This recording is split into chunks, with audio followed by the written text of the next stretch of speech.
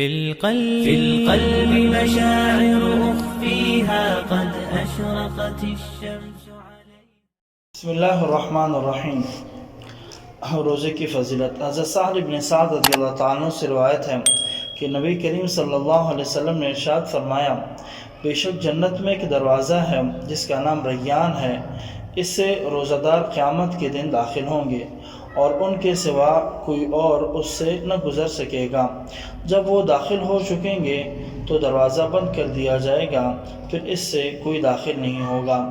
بڑی عظیم فضیلت ہے کہ ایک دروازہ جنت کا صرف اور صرف روزہ داروں کے لیے خاص ہے.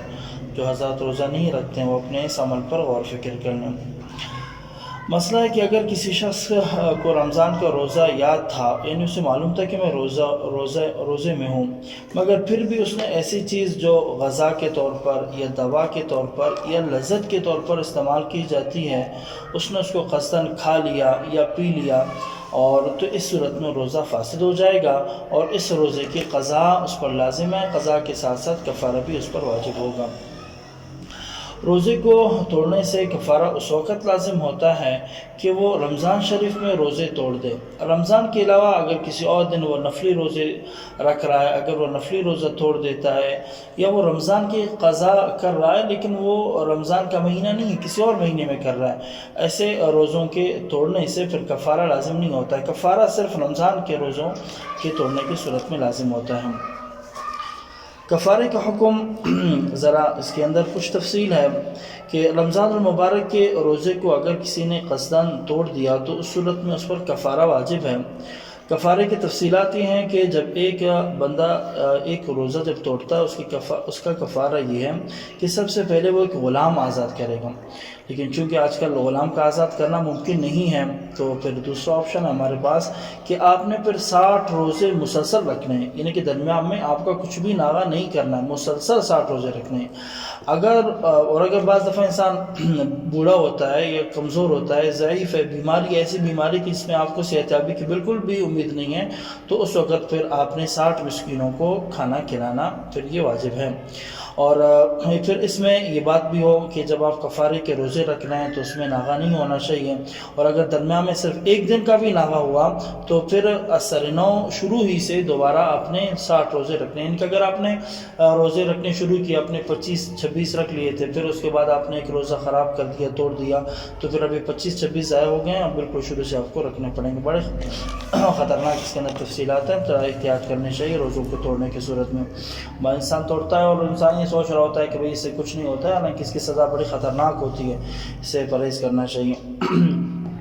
اس میں پھر عورتوں کے جو ایام ہوتے ہیں، یعنی کہ اگر حیض والی عورت ہے تو ماہواری کے ایام اس سے پھر مستثنا ہو جائیں گے. یعنی کہ اگر ایک عورت ہے وہ روزہ رکھ رہی ہے کفارے کی، تو اگر وہ حیض کے ایام اس کے آ جاتے ہیں تو بس وہ 5-6 دن روکے گی، پھر جیسے ہی پاک ہوگی اگلے دن سے وہ پھر اپنے روزے اسٹارٹ کر دے گی.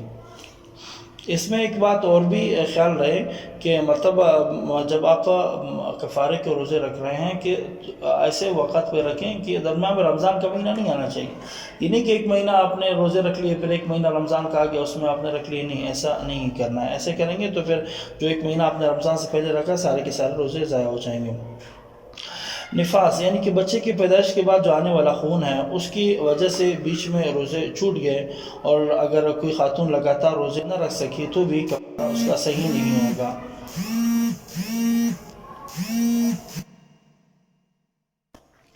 تو اگر کہیں درمیان میں اگر کوئی ایسی بیماری وغیرہ آ جاتی ہے، کوئی دکھ ہے، کوئی مسئلہ ہے، کوئی ایسا اگر مسئلہ آ جاتا ہے تو اس صورت میں کفارے کے کچھ روزے اگر چھوٹ جاتے ہیں تو پھر بھی یہ کفارہ سر-9 آپ کو شروع کرنا پڑے گا. کسی بھی حالت میں درمیان میں ناغہ نہیں کرنا ہے. اگر اسی طرح مسئلہ ہے کہ کفارے کے روزے اگر چاند کے مہینے کے پہلی تاریخ سے شروع کیے تھے تو چاند کے حساب سے 2 مہینے کے روزے رکھے، خواہ وہ مہینہ 29 کے ہوں یا 30 کے ہوں. اگر درمیان مہینے سے شروع کیے ہیں تو 60 دن پورے کرنے پڑیں گے. مطلب ایک چھوٹا سا پیکیج ہے اس میں کہ اگر آپ جو ہے شروع سے چاند سے شروع کریں گے تو پھر اس میں 1 یا 2 دن آپ کے ساتھ بچ جاتے ہیں.